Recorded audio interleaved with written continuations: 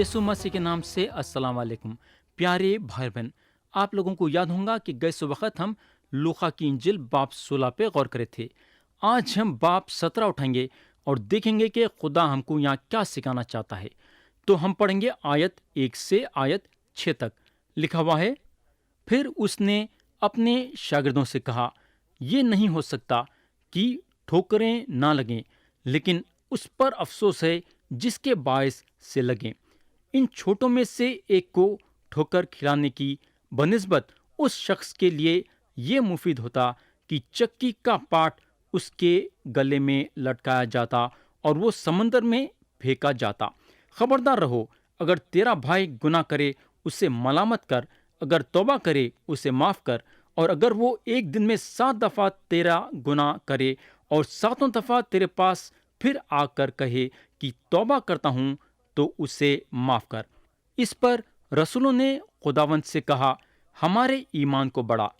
खुदावंद ने कहा कि अगर तुम में राई के दाने के बराबर भी ईमान होता और तुम इस टूट के दरख्त से कहते कि जड़ से उखड़कर समंदर में लग जा, तो तुम्हारी मानता। तो यहाँ अगर हम गौर करेंगे तो हमारे खुदावंद बहुत सख्त बात करे हैं। आज के दिन देखेंगे तो हमको पता चलेगा कि लोग नशे के चीज़ें जवान लड़कों को बेच रहे हैं। तो यहाँ सज़ा खरीदने वाले के लिए उतनी सख्त नहीं रहेंगी, बल्कि जितना बेचने वाले के लिए रहेंगी, क्योंकि बेचने वाला खरीदने वाले को गुनाह में मुब्तला कर रहा है। तो ये एक ख़तरनाक बात है कि एक जवान को गुनाह में मुब्तला करना, और मसीह यहाँ हमको ये बता रहे हैं। इसके अलावा मसीह यहाँ माफ़ी के बारे में भी बात करें। उन्होंने अपने शागिर्दों को ये बोल रहे हैं कि उन लगा हमेशा अपने भाई या बहन को माफ़ करते रहना, यानी कि माफ़ करने के लिए हमेशा तैयार रहना। हमारा फ़र्ज़ ये है कि अगर कोई हमारे खिलाफ गुनाह करता है तो हम उसको बताना चाहिए कि तुम ऐसा ऐसा करके गुनाह करे हैं। हम उसको ये महसूस कराना कि उन्हें जो हमारे साथ करा है वो गलत करा है। हम उसको ये महसूस कराना चाहिए, मगर अगर उन्हें अपना दिल खोल के आपके पास आता है माफ़ी चाह लेने के लिए, तो मेरे भाई हम हमारा दिल खोल के उसको माफ़ कर देना चाहिए। चाहे वो बार बार भी आपके खिलाफ गुनाह करता है और बार बार अपना दिल खोल के आपसे माफ़ी चाह लेने के लिए आपके पास आता है, तो आप अपना दिल खोल के उसको माफ़ कर देना चाहिए। अब हम आयत 7 से 9 पढ़ेंगे। लिखा हुआ है, जहाँ मसीह बोलते हैं, मगर तुम में से ऐसा कौन है जिसका नौकर हल जोतता या गलेबानी करता हो, और जब वो खेत से आए तो उसे कहे कि जल्द आकर खाना खाने बैठ, और ये ना कहे कि मेरा खाना तैयार कर, और जब तक मैं खाऊं पीऊं कमर बांध कर मेरी खिदमत कर, बाद उसके तू खुद खा पी लेना। क्या वो इसलिए उस नौकर का एहसान मानेगा कि उसने उन बातों की जिनका हुक्म हुआ तामील की? इसी तरह तुम भी जब उन सब बातों की जिनका तुम्हें हुक्म हुआ तामील कर चुको, तो कहो कि हम निकम्मे नौकर हैं, जो हम पर करना फर्ज था वही किया है। प्यारे दोस्त, यहाँ अगर हम देखेंगे तो यहाँ भी मसीह सख्ती जताए हैं। कई लोग उनके बारे में ये बताते हैं कि उन्होंने हमेशा नरम रहते हैं, उनमें सख्ती नहीं है, मगर हमको मालूम होना चाहिए कि ये उनकी गलत फहमी है। अगर हम कलाम के ये हिस्से में देखेंगे तो हमको मालूम होगा कि उन्होंने हमेशा नरम नहीं थे। उन्होंने उन लोगों के साथ नरम थे जो लोग अपने दिल को खोल के उनके पास आते थे, मगर उन्होंने उन लोगों के साथ सख्त रहे जो उनको बुरा भला बोलने लगे। तो मेरे भाई, आयत 7 से 9 के बारे में मैं आप लोगों को ये बताना चाहूँगा कि थोड़े लोग हैं जो ये यकीन करते हैं कि क्योंकि वो पहाड़ी वास के मुताबिक चल रहे हैं और अपने पड़ोसियों के साथ अच्छा बर्ताव करते हैं और लोगों से मोहब्बत रखने की पूरी कोशिश करते हैं, तो खुदा एक दिन उनके कंधों पे थपकते हुए बोलेगा कि शाबाश मेरे बेटे, कितने अच्छे इंसान हैं कि तुम अपनी मेहनत के जरिए से जन्नत तक पहुँचे हैं। प्यारे भाई बहन, आपको मालूम होना चाहिए कि अगर आप 10 हुक्म के और पहाड़ीवास के मुताबिक चल रहे हैं, जो कि आप नहीं चल सकते, तो या आप अपना फ़र्ज निभा रहे हैं। मगर क्या आप समझते कि 10 حکمیں اور پہاڑی واس کے مطابق چلنے سے آپ نجات پا سکتے ہیں۔ تو میرے دوست، آپ کو معلوم ہونا چاہیے کہ نجات ایک خدا کے طرف سے تحفہ ہے۔ ہم اپنے محنت کے ذریعے سے نجات نہیں حاصل کر سکتے۔ خدا کے حکموں کے مطابق چلنا ہمارا فرض ہے، مگر نجات حاصل کرنے کے لیے یسوع مسیح پہ ایمان لانے کی ضرورت ہے۔ اگر ہم آیت 10 میں دیکھیں گے تو لکھا ہوا ہے، جہاں مسیح بولتے ہیں، اسی طرح تم بھی جب ان سب باتوں کی جن کا تمہیں حکم ہوا تعمیل کر چکو تو کہو کہ ہم نکمے نوکر ہیں، جو ہم پر کرنا فرض تھا وہی کیا ہے۔ یہ ہوگا اب ہم کلام کے وہ حصے پہ آئیں گے جہاں مسیح 10 کوڑیوں کو شفا دیتے ہیں۔ ہم پڑھیں گے آیت 11 سے 19 تک۔ لکھا ہوا ہے، اور ایسا ہوا کہ یروشلم کو جاتے ہوئے وہ سمریا اور گلیل کے بیچ سے ہو کر جا رہا تھا، اور ایک گاؤں میں داخل ہوتے وقت 10 کوڑی اس کو ملے۔ انہوں نے دور سے کھڑے ہو کر بلند آواز سے کہا، اے یسوع، اے صاحب، ہم پر رحم کر۔ اس نے انہیں دیکھ کر کہا، جاؤ اپنے تین کاہنوں کو دکھاؤ۔ اور ایسا ہوا کہ وہ جاتے جاتے پاک صاف ہو گئے۔ پھر ان میں سے ایک یہ دیکھ کر کہ میں شفا پا گیا، بلند آواز سے خدا کی بڑائی کرتا ہوا لوٹا، اور منہ کے بل یسوع کے پاؤں پر گر کے اس کا شکر کرنے لگا، اور وہ سامری تھا۔ یسوع نے جواب میں کہا، کیا 10 پاک صاف نہ ہوئے؟ پھر وہ 9 کہاں ہیں؟ کیا سوائے اس پردیسی کے اور نہ نکلے جو لوٹ کر خدا کی تمجید کرتے؟ پھر اس سے کہا، اٹھ کر چلا جا، تیرے ایمان نے تجھے اچھا کیا ہے۔ تو مسیح یروشلم کی طرف روانہ ہونے کے راستے پہ ہیں، اور ان کی ملاقات 10 کوڑیوں سے ہوتی ہے۔ تو یہاں یسوع مسیح یہ کوڑیوں کو شفا دیے، مگر ان میں صرف ایک جو سامری تھا، مسیح کی شکر گزاری کرنے کے لیے مسیح کے پاس آیا۔ یہ بات کی شکر گزاری کے مسیح اس کے زندگی میں کتنا بڑا کام کرے کہ اس کو شفا دیے، اور اس کے بعد مسیح یہ کوڑی کے لیے ایک اور کام کرے کہ اس کے گناہوں کو معاف کرے۔ دوسرے جو 9 کوڑی تھے شفا تو ضرور پائے، مگر ان کو ان کے گناہوں کی معافی نہیں ملی۔ خدا کی شکر گزاری کرنا ہمارا فرض ہے، اور یہ ہمارے دل میں پیدا ہونا چاہیے۔ ہمارا دل شکر گزاری کا دل ہونا چاہیے۔ پیارے بھائی بہن، یا میں آپ سے ایک سوال کرنا چاہوں گا۔ میرا سوال یہ ہے کہ آپ ہر اتوار کلیسیا میں کئی کو شامل ہوتے؟ کیا آپ کلیسیا میں اس لیے شامل ہوتے کہ خدا کی عبادت اور اس کی شکر گزاری کریں؟ آپ کے عبادت کا حصہ شکر گزاری کا ہونا چاہیے۔ صرف ایک چیز خدا کو دے سکتے بولے تو وہ ہے شکر گزاری۔ ہماری عرضی بھی خدا کے سامنے شکر گزاری کے ساتھ ہونا چاہیے۔ ہمارا دل ہمیشہ خدا کی شکر گزاری کرنے کے لیے بنائے رکھنا۔ یہ ہوگا اب ہم کلام کے وہ حصے پہ آئیں گے جہاں مسیح خدا کے بادشاہت کے بارے میں، یعنی بادشاہت کے آنے کے بارے میں بتاتے ہیں۔ ہم پڑھیں گے آیت 20 اور 21۔ لکھا ہوا ہے، جب فرشتیوں نے اس سے پوچھا کہ خدا کی بادشاہت کب آئے گی، تو اس نے جواب میں ان سے کہا کہ خدا کی بادشاہت ظاہری طور پر نہ آگی، اور لوگ یہ نہ کہیں گے کہ دیکھو یہاں ہے یا وہاں ہے، کیونکہ دیکھو خدا کی بادشاہت تمہارے درمیان ہے۔ تو میرے بھائی، یا مسیح یہ بتاتے ہیں کہ خدا کی بادشاہت ظاہری طور پہ نہیں آئیں گی۔ اب سوال یہ پیدا ہوتا ہے کہ یا مسیح کس سے بات کر رہے ہیں؟ یا مسیح فرشتیوں کے سوال کا جواب دے رہے ہیں، جو ان سے یہ چاہ رہے تھے کہ انہوں یہ بتانا کہ خدا کی بادشاہت کب آئیں گی۔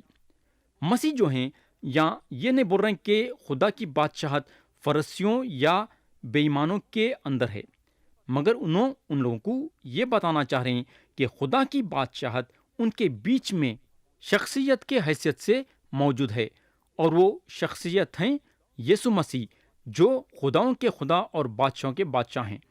میرے دوست، سچائی یہ ہے کہ مسیح ان لوگوں کے بیچ میں ایک خدا اور بادشاہ کی حیثیت سے کھڑے تھے، مگر ان لوگ ان کو نہیں پہچان سکے۔ یہ ہوگا اب ہم کلام کے وہ حصے پہ آئیں گے جہاں مسیح اپنے آنے کے بارے میں بتاتے ہیں۔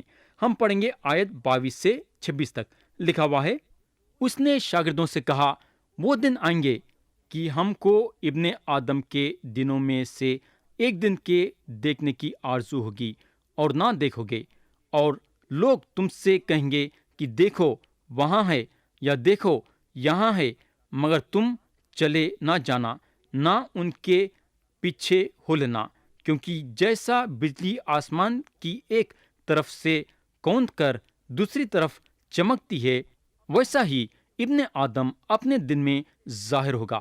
لیکن پہلے ضرور ہے کہ وہ بہت دکھ اٹھائے اور اس زمانے کے لوگ اسے رد کریں، اور جیسا نوح کے دنوں میں ہوا تھا اسی طرح ابن آدم کے دنوں میں بھی ہوگا۔ تو پیارے بھائی اور بہن، سب سے بڑا غلط خیال جو ہمارے زمانے میں ہے وہ یہ ہے کہ آدمی اپنی اور دنیا کی ترقی کرنا چاہتا ہے، یعنی کہ انہیں خدا کی بادشاہت خدا کے بغیر قائم کرنا چاہتا ہے، انہیں مسیح کے بغیر 1000 سال کے حکومت کو لانا چاہتا ہے۔ تو اگر ہم دیکھیں گے تو مسیح جو ہیں آنے والے دنوں کے بارے میں بتائے ہیں، یعنی کہ آگے چل کے جو بدلاؤ آئیں گا اور ان کے آنے کے بارے میں زور دیے ہیں۔ پیارے بھائی بہن، کلام کے یہ حصے میں اگر ہم دیکھیں گے تو مسیح اپنے شاگردوں کو خبردار کرتے ہیں کہ ان کے پھر سے آنے کے بارے میں دھوکہ نہیں کھا جانا۔ ہم کو معلوم ہونا چاہیے کہ مسیح آنا 2 حصوں میں ہے، یعنی کہ مسیح کا آنا 2 حصوں میں ہے۔ پہلا حصہ وہ ہے جب کلیسیا اٹھائی جائیں گی، مگر کلام کے یہ حصے میں انہوں دوسرے حصے کے بارے میں بات کرے ہیں، جہاں انہوں زمین پہ آئیں گے اپنی بادشاہت قائم کرنے کے لیے۔ یہ حصہ جو ہے کلیسیا کے اٹھائے جانے کے بعد ہوگا۔ جب پہلی مرتبہ مسیح آئے تو ان لوگاں مسیح کو پہچان نہیں سکے، نہ کامیاب رہے۔ کئی کو بولے تو ان لوگاں ایک ایسے مسیحا کے انتظار میں تھے جو آ کے ان کو رومیوں کے حکومت سے ان کو چھڑائیں گا، مگر ہم کو معلوم ہونا چاہیے کہ مسیح ویسا نہیں آئے جیسا ان کے لوگاں چاہ رہے تھے، بلکہ ایک بچے کے حیثیت سے آئے اور ایک معمولی زندگی گزارے۔ مگر جب انہوں دوبارہ آئیں گے، بیت لحم کے ویسی ایک الگ جگہ نہیں رہیں گی جہاں خاموشی میں انہوں پیدا ہوئے، بلکہ اپنے جلال میں آئیں گے۔ تو یہاں مسیح خاص طور سے ان کے شاگردوں کو تاکید کرتے ہیں کہ اگر کوئی بولتا ہے کہ مسیح یہاں ہیں تو اس کا یقین نہ کرو، یا کوئی بولتا ہے کہ مسیح وہاں ہیں تو اس کا یقین نہ کرو، یا اگر کوئی یہ بولتا ہے کہ فلانے وقت کو آنے والے ہیں تو اس کا یقین نہ کرو۔ میرے بھائی، یہ وجہ ہے کہ ہم ان کے بارے میں یہ نہیں بتا سکتے کہ انہوں کب آنے والے ہیں۔ انہوں جب اپنی بادشاہت کو قائم کرنے کے لیے یہ زمین پہ آئیں گے تو روشنی کے ساتھ اپنے آپ کو کھلا ظاہر کریں گے۔ یہ ہوگا۔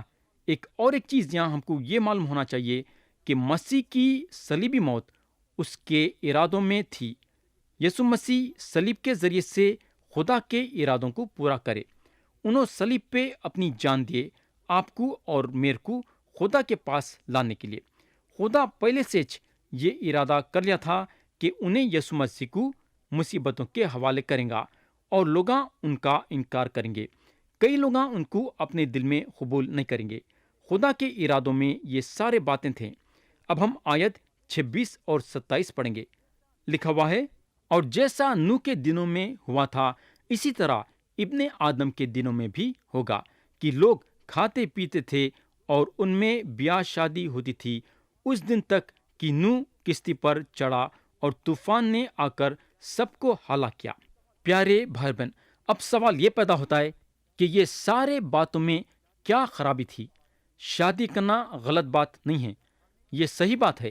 کھانے اور پینے میں کیا خرابی ہے؟ زندہ رہنے کے لیے ہم کھانا پینا ضروری ہے۔ اب سوال یہ پیدا ہوتا ہے کہ یہ سارے باتوں کا ذکر یا مسیح کئی کو کر رہے ہیں؟ میرے بھائی، جب یہ بات طے ہو گئی تھی کہ خدا لوگوں پہ اپنی عدالت نازل کرے گا، تو اس وقت بھی لوگ اس طریقے کی زندگی گزارے تھے جیسا کہ خدا یہ کائنات میں ہے نہیں۔ آج لوگاں کھا رہے پی رہے اور شادی کریں، مگر ان لوگاں یہ بات کو پہچاننا نہیں چاہ رہے کہ وہاں باہر خدا اپنی عدالت نازل کرنے والا ہے۔ ان لوگوں کے دل و دماغ میں یہ بات پیدا نہیں ہو رہی ہے کہ آگے چل کے خدا اپنی عدالت نازل کریں گا، مگر کب کریں گا یہ نہیں معلوم ہے، مگر یہ پکی بات ہے کہ خدا اپنی عدالت نازل کرنے والا ہے۔ آیت 28 اور 29 میں لکھا ہوا ہے، اور جیسا لوط کے دنوں میں ہوا تھا کہ لوگ کھاتے پیتے اور خرید و فروخت کرتے اور درخت لگاتے اور گھر بناتے تھے، لیکن جس دن لوط سدوم سے نکلا، آگ اور گندھک نے آسمان سے برس کر سب کو ہلاک کیا۔ تو پیارے بھائی بہن، اس وقت مسیح ایک زبردست چیز بولتے ہیں۔ لوط جو ہیں نوح سے بالکل الگ ہیں، مگر پھر بھی چیزیں ملتی جلتی ہیں۔ ہم کو معلوم ہونا چاہیے کہ سدوم میں کوئی پریشان نہیں ہو رہا تھا کہ اپنی جائیداد بیچ کے شہر کے باہر ہو جانا، کیونکہ لوط خدا کے عدالت کے بارے میں بات کر رہے تھے۔ آسان بات یہ ہے کہ لوگ لوط کے باتوں کا یقین کرنا نہیں چاہتے تھے۔ جب تک کہ لوط شہر کے باہر نہیں آ جاتے، خدا سدوم اور عمورہ کو برباد کرنا نہیں چاہتا تھا۔ ویسا خدا جو ہے بڑی مصیبتوں کی اجازت نہیں دے گا جب تک کہ اس کے لوگ یہ دنیا میں ہیں۔ یہاں دلچسپی کی بات یہ ہے کہ مسیح جو ہیں یہاں لوقا کی انجیل میں لوط کا مثال لیے ہیں، لیکن اگر ہم متی کی انجیل باب 24 دیکھیں گے تو وہاں مسیح جو ہیں لوط کا مثال نہیں لیے ہیں۔ اس کی وجہ یہ ہے کہ متی کی انجیل میں مسیح جو ہیں ان لوگوں کے سوال کا جواب ان کے یہ زمین پہ آنے کے بارے میں اور اپنی بادشاہت قائم کرنے کے بارے میں بتائے ہیں، مگر یہاں لوقا کی انجیل میں بات ذرا بڑی ہے۔ ہم کو معلوم ہونا چاہیے کہ سدوم شہر اپنے گناہ کے وجہ سے بربادی کے راستے پہ کھڑا تھا۔ خدا ان لوگوں کے گناہ کے وجہ سے ان کو برباد کر دینا چاہتا تھا، اور جس وقت لوط شہر چھوڑے تو خدا کے عدالت وہاں نازل ہوئی۔ میں یہ بات سے یقین کرتا ہوں کہ جس دن یسوع مسیح پہ ایمان رکھنے والے اٹھائے جائیں گے، اس وقت سے بڑے مصیبتوں کے دن شروع ہوں گے۔ آیت 30 میں مسیح بولتے ہیں، ابن آدم کے ظاہر ہونے کے دن بھی ایسا ہی ہوگا۔ ہم کو معلوم ہونا چاہیے کہ یہ دنیا میں کئی لوگ ہیں جو لوط کے ویسے ہیں، حالانکہ یہ لوگ اپنے نجات کے لیے مسیح پہ بھروسہ کرے ہیں، مگر دنیا کے ساتھ سمجھوتا کرتے ہیں۔ مگر کیونکہ یہ لوگ یسوع مسیح پہ ایمان رکھتے ہیں تو خدا یہ دنیا پہ اپنی عدالت نازل کرنے سے پہلے یہ لوگوں کو اٹھا لیں گا۔ آج جو ہیں دنیا کلیسیا کے باتوں کو نہیں سنتی ہے، جیسا لوط کے دنوں میں ہوتا تھا۔ ان لوگ یہ سمجھتے ہیں کہ ہم ان کے ٹھٹے اڑا رہے ہیں۔ آیت 31 میں لکھا ہوا ہے، اس دن جو کھوٹے پر ہو اور اس کا اسباب گھر میں ہو وہ اس کے لینے کو نہ اترے، اور اسی طرح جو کھیت میں ہو وہ پیچھے کو نہ لوٹے۔ پیارے بھائی بہن، متی کی انجیل میں مسیح جو ہیں یہ وقت کے بارے میں جو بتائے ہیں وہ بڑے مصیبتوں کے بارے میں بتائے ہیں۔ آیت 32 میں مسیح بولتے ہیں، لوط کی بیوی کو یاد رکھو۔ میرے بھائی، لوط کی بیوی کا ہمارے سامنے ایک ایسا مثال ہے جو خدا کے باتوں پہ یقین نہیں کرے۔ اب سوال یہ پیدا ہوتا ہے کہ انہوں پیچھے پلٹ کے کئی کو دیکھے۔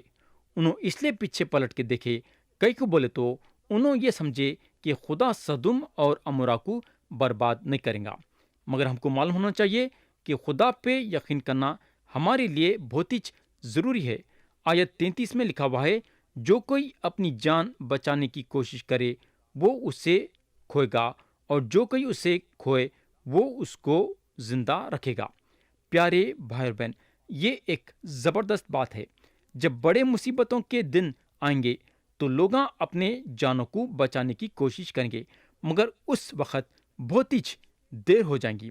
اس لیے آج اپنے جانوں کی پرواہ نہیں کرتے ہوئے اپنے جانوں کو مسیح کے حوالے کرنا ضروری ہے۔ آیت 34 سے 36 میں مسیح بولتے ہیں، میں تم سے کہتا ہوں کہ اس رات 2 آدمی ایک چارپائی پر سوتے ہوں گے، ایک لے لیا جائے گا اور دوسرا چھوڑ دیا جائے گا۔ 2 عورتیں ایک ساتھ چکی پیستی ہوں گی، ایک لے لی جائیں گی اور دوسری چھوڑ دی جائیں گی۔ جو آدمی کھیت میں ہوں گے ایک لے لیا جائے گا اور دوسرا چھوڑ دیا جائے گا۔ پیارے بھائی بہن، ہم کو معلوم ہونا چاہیے کہ دنیا گول ہے نا؟ ایک طرف روشنی ہے تو دوسری طرف اندھیرا ہے، ایک سوتے رہیں گا اور ایک جاگتے رہیں گا۔ یہاں مسیح بولتے ہیں 2 آدمی چارپائی پر سوتے ہوں گے، ایک لے لیا جائے گا اور دوسرا چھوڑ دیا جائے گا۔ آیت 37 میں مسیح بولتے ہیں، جو کہ یہ باپ کی آخری آیتیں ہیں۔ انہوں نے جواب میں اس سے کہا کہ اے خداوند، یہ کہاں ہوگا؟ اس نے ان سے کہا، جہاں مردار ہیں وہاں گدھ بھی جمع ہوں گے۔ پیارے بھائی بہن، میں چاہوں گا کہ آپ لوگ یہ آیت کو مکاشفہ کی کتاب باب 19 اور اس کی آیت 17 سے ملا کے دیکھنا۔ اس کچھ ہم ہر مگدون بولتے ہیں، یعنی کہ ہر مگدون کی جنگ۔ یہ جنگ اس وقت ختم ہوگی جب مسیح یہ زمین پہ اپنی بادشاہت قائم کرنے کے لیے آئیں گے۔